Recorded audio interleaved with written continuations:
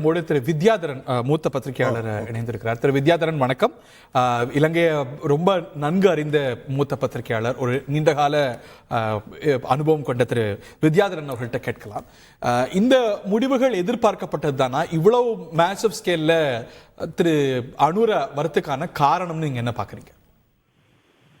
நான் நினைக்கிறேன், பாரம்பரியமாக எங்கள் நாட்டிலே இருந்த அரசியல்வாதிகள் செய்த குழப்பங்கள், கலேபரங்கள், அரசியலில் அவர்கள் கையாடிய விடயங்கள் போன்றவை காரணமாக மக்கள் மத்தியிலே, குறிப்பாக தென்னிலங்கை சிங்கள மக்கள் மத்தியிலே அதிருப்தி இருந்தது.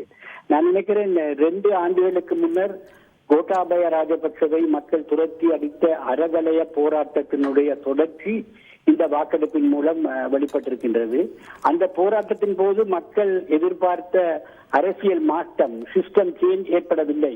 தன்னுடைய வலிமையின் மூலம் ரணில் விக்ரமசிங்கே அந்த போராட்டத்தை அந்த கட்டத்தில் அடக்கினாலும் கூட அதனுடைய வெளிப்பாடுதான் இப்போது இந்த அளவு தூரம் தூரி வெடித்திருக்கின்றது என்று நினைக்கிறேன்.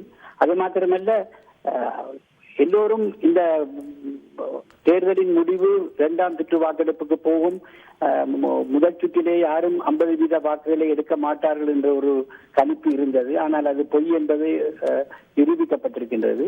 பழைய ஊழல் பேர்வழிகளோடு சேர்ந்து அரசை கொண்டு நடத்திய ரணில் விக்ரமசிங்கே அதன் காரணமாக தோற்கடிக்கப்பட்டிருக்கிறார். மக்கள் மத்தியிலே ஒரு மாற்றத்தை எதிர்பார்க்கின்ற ஒரு தெளிவு தெரிகின்றது. அதை புதிதாக பதவியேற்க இருக்கின்ற அனுரகுமார திசாநாயக்க கொடுப்பாரா, அதை கொடுத்தால் அவர்களுக்கு திருப்திப்படுத்துவாரா என்பதை காலம்தான் பதில் கூற வேண்டும். அதில் தவறிழைத்தால் இன்னொரு அறகலைய வெடிப்பதற்கு கூட வாய்ப்புகள் உண்டு.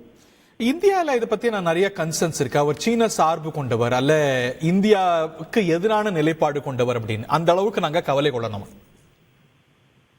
இல்ல, 70க்கு பிறகு முக்கியமாக 87 காலகட்டத்திலே இந்தியாவை எதிர்த்து நின்ற ஒரு சக்தி ஜேவிபி, அதனுடைய கட்டமைப்பிலே வந்த புதிய அணிதான் இது என்றாலும் கூட ஆட்சிக்கு வருகின்ற போது அயரிலே ஒரு உபகண்டமாக இருக்கின்ற இந்தியாவை புறக்கணித்து நடக்க முடியாது என்ற யதார்த்தம் அவர்களுக்கு நன்கு புரியும். நிச்சயமாக அவர்கள் எதிரணியிலே இருக்கின்ற போது காட்டிய சீன சார்பு போக்கை இலங்கை விடயத்திலே நான் நினைக்கிறேன் இந்தியாவினுடைய மற்றைய அயல் நாடுகளில் எப்படி இருந்தாலும் கூட இலங்கையில் அதிகாரத்தில் இருப்பவர்கள் இந்தியாவை புறக்கணித்து அல்லது புறம் தள்ளி நடப்பது என்பது சாத்தியமற்ற விடயம். அது ஒரு பெட்டிகளாக நாங்கள் அதை ஒப்பேற்ற முடியாது, இந்தியாவை புறக்கணித்து நடக்க முடியாது என்ற நிலை இருப்பதால் நிச்சயமாக அவர் தன்னை மாற்றிக் கொள்வார். தன்னை இந்த பிராந்திய அரசியலுக்கு தகவமைத்துக் கொண்டு அதற்கேற்ற முறையில் அணுகுமுறைகளை மேற்கொள்வார் என்று எதிர்பார்க்கலாம். இந்தியாவுக்கு கூஜா தூக்கின்ற ஒரு ஆட்சிப்படமாக இல்லாவிட்டாலும் இந்தியாவை அனுசரித்து போகின்ற ஒரு ஆட்சிப்படமாகத்தான் அது நிச்சயமாக இருக்கும். மாலத்தீவில் ஏற்பட்டது போன்ற ஒரு மாற்றம் ஏற்பட்டதாக தயவு செய்து கருத வேண்டாம். நீங்க சொல்ற கருத்து ரொம்ப முக்கியமானது. மாலத்தீவு போல ஒரு ஆன்டி இந்தியா கவர்மெண்டாக, ஒரு ப்ரொனவுன்ஸ்ட் ஆன்டி இந்தியா கவர்மெண்டாக அவர் இருக்க மாட்டாருன்னு கருதுறீங்க? ஆமா ஆமா ஆமா, அது தெளிவானதாக இருக்கும். ஒரு மாடரேஷன் இருக்குன்னு பாக்குறீங்க. அவருடைய பல முந்தைய கொள்கைகள்ல இருந்து, இப்ப ஜேவிபியுடைய ஆரம்ப கட்டம் நீங்க விளக்கி சொன்னீங்க, அதுல இருந்து இந்த அவருடைய பிரச்சாரத்துல கூட, அவருடைய மேனிபெஸ்டோல கூட நிறைய பொருளாதாரமாகட்டும் இல்ல தமிழினத்தை அணுகிறதாகட்டும் அதுல நிறைய மாடரேஷன் பார்க்க முடிகிறது. அது அவருடைய ஆட்சியிலையும் வெளிப்படுமா? ஒரு நடுவு நிலைமையை, ஒரு மிடில் ஆஃப் ரோட் அப்ரோச் அவர் எடுப்பார்னு எதிர்பார்க்க முடியுமா? நான் நினைக்கிறேன், பாரம்பரியமான பௌத்த சிங்கள பேரினவாத பிடியிலிருந்து வெளியில் வந்து ஒரு அணுகுமுறையை ஏற்படுத்துவதற்கு இந்த ஆட்சி மாற்றம் நிச்சயமாக உதவி இருக்கும். அவர் தன்னுடைய கைகளை அகன்று விரித்து தமிழரை நோக்கி அழைக்க வேண்டிய ஒரு கடத்து நிலையிலே இருக்கிறார் என்று நான் நினைக்கிறேன். அதற்கான சமிக்கைகள் ஆரம்பத்திலே வெளிப்பட்டிருக்கின்றன.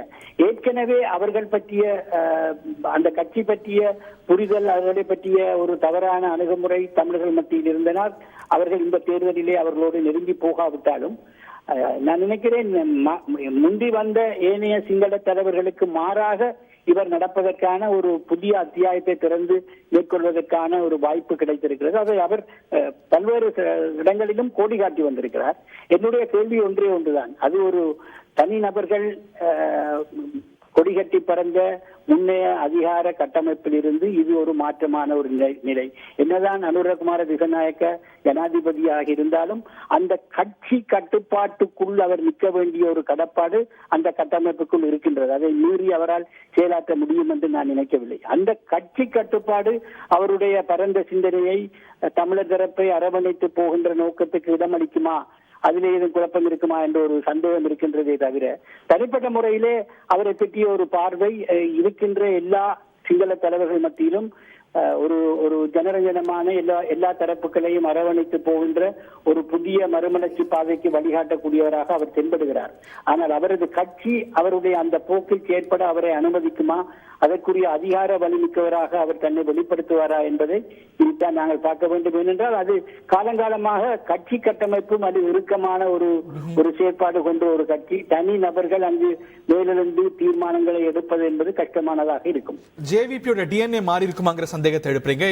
அரங்கத்தில் திரு கோலால ஸ்ரீனிவாஸ் இந்திய மூத்த பத்திரிகையாளர் இணைந்திருக்கிறார். He wants to interact with you, sir. Vidyadharan வணக்கம். உங்கள்கிட்ட ஒரு கேள்வி. இப்ப நீங்க சொன்னீங்க அவர் தன்னுடைய கட்சி கட்டுப்பாட்டை மீறி இவ்வாறு செயல்படுவாரா அப்படிங்கிற ஒரு சந்தேகத்தை கொண்டு வந்தீங்க. இப்போ கட்சிக்குன்னு ஒரு கட்டுப்பாடு இருக்கு, அதுக்கு கட்டுப்பட்டு அனுரா நடந்தாகணுங்கிற ஒரு அவசியம் இருந்தால் அதே கட்சி கட்டுப்பாடு இந்தியாவுக்கு அனுசரணையாக அவர் நடந்து கொள்வதையும் தடுக்கும் அல்லவா? அந்த இடத்துல மட்டும் எப்படி இந்தியாவுக்கு அனுசரணையாக அவர் நடந்து கொள்வான்னு கொஞ்ச நேரத்துக்கு முன்னால சொன்னீங்க. அதுல ஒரு முக்கியமான விஷயம் என்னென்றா, கட்சி நடவடிக்கைக்கு அப்பால நாட்டு அன்றாட விடயங்களை கையாண்டு செல்ல வேண்டிய ஒரு நிர்வாக பொறுப்பு இருக்கின்றது. அது கட்சி கட்டுப்படுத்த முடியாது. பொருளாதார பிரச்சனைகள், யதார்த்த பூர்வமான சூழ்நிலைகள் இருக்கின்றன, அதனுடைய அழுத்தங்கள் இருக்கின்றன. அது நிச்சயமா இது தமிழர் பிரச்சனை மேலதிகமாக விருப்பின் பேரில் அவர்கள் செய்வது, மற்ற விடயங்கள் அவர்கள் மீது அழுத்தமாக திணிக்கப்பட்டிருக்கின்ற விடயங்கள், அதிலே அவர்கள் கட்சி நிலப்பாடை எடுத்து ஒரு விரோதமான போக்கை கொண்டு செல்ல முடியாது. அது அவர்களுக்கு தெரியும், கள நிலைமை அவர்களுக்கு தெரியும். சீனா போன்ற நாடுகளுடைய அணுகுமுறை எங்கே கொண்டே விடும் என்பதும் அவர்களுக்கு தெரியும். அவர்கள் அதெல்லாம் புரிந்து கொண்டவர்கள். ஆகவே நிச்சயமாக இந்தியாவினுடைய உறவாடலிலே எந்த காரணம் கொண்டும் பெரிய மாற்றம் வரும் என்று நான் நம்பவில்லை. ஆனால் தமிழர் பிரச்சனையிலே தீர்ப்பதற்கான வழிவகையிலே இந்தியாவினுடைய அழுத்தம் எவ்வளவு தூரம் அவருடன் செல்லுபடியாகும் என்பதை காலம்தான் கூற வேண்டும். தனிப்பட்ட முறையிலே என்ன கேட்டீர்களானால், இருக்கின்ற தென்னிலங்கை தலைவர்களிலே ஒரு யதார்த்த பூர்வமான பார்வையும் ஒரு தாராள பங்கும் மற்ற இனத்தை மதிக்க வேண்டும் என்ற நிலைப்பாடும் உள்ள ஒரு மனிதராக நான் அவரை பார்க்கிறேன். அநேகமாக எல்லா தமிழ் தலைவர்களும் அப்படித்தான் அவரை நோக்குகின்றார்கள்.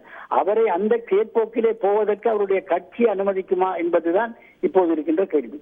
வித்யாதரன், இன்னொன்று, நீங்கள் தொடர்ந்து யாழ்ப்பாணத்தில் பணிபுரிந்து வரக்கூடிய மிக மூத்த பத்திரிகையாளர். இப்ப தமிழர் பகுதிகளில் தமிழ் பொது வேட்பாளரான அரியநேத்திரன் பின்தங்கி இருக்கிறார். அவர் முதலிடத்துல வரல. சோ தமிழர் பகுதியில் தமிழ் வேட்பாளர் முதலிடம் பெறாதது அப்படிங்கிறது நமக்கு கொடுக்கக்கூடிய செய்தி என்ன?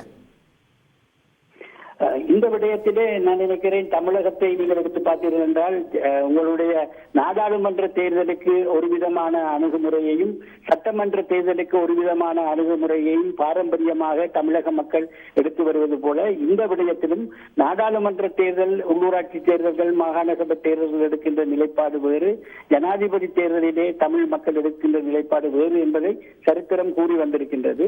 அதை நாங்கள் அனுபவித்திருக்கிறோம்.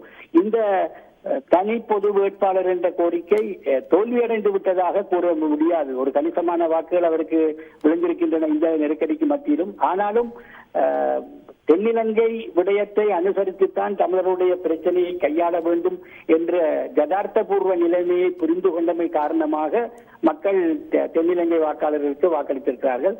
என்னை கேட்டீர்கள் என்றால், இந்த பொது வேட்பாளர் என்று இறங்கியதையே இந்த சந்தர்ப்பத்திலே பொருத்தமற்றதாக நான் கருதுகிறேன். மக்களும் அந்த நிலையை பிரதிபலித்து இருக்கிறார்கள்.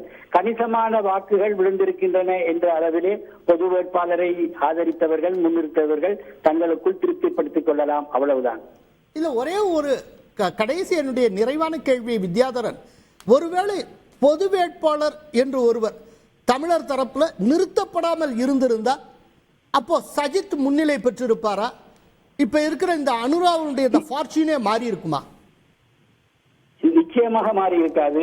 ஒரே ஒரு விடயம், தமிழருடைய பெரிய வரவேற்பை பெற்றவர் சஜித் என்ற நிலைமை வந்திருக்கும். இப்போதும் வடக்கு கிழக்கிலே தமிழர் தாயக பிரதேசத்திலே முதலிடத்தை சஜித் தான் பெற்றிருக்கிறார். பொது வேட்பாளருக்கு விழுந்த 2 லட்சம் வாக்குகளும் சஜித்துக்கு வந்திருந்தாலும் கூட இந்த தேர்தல் முடிவுகளை எந்தவித மாற்றத்தையும் அது கொண்டு வந்திருக்க மாட்டாது என்பது தெளிவு. நன்றி. ரொம்ப சுவாரஸ்யமான இன்சைட்ஸ். ஒரு சிறிய இடைவெளிக்கு பிறகு நிறைய கோணங்கள் இந்த தேர்தல் முடிவுகளை மையப்படுத்தி எழுந்திருக்கின்றன. அணுகலாம் இடைவெளிக்கு பிறகு. Thank you very much mister Vidyadharan.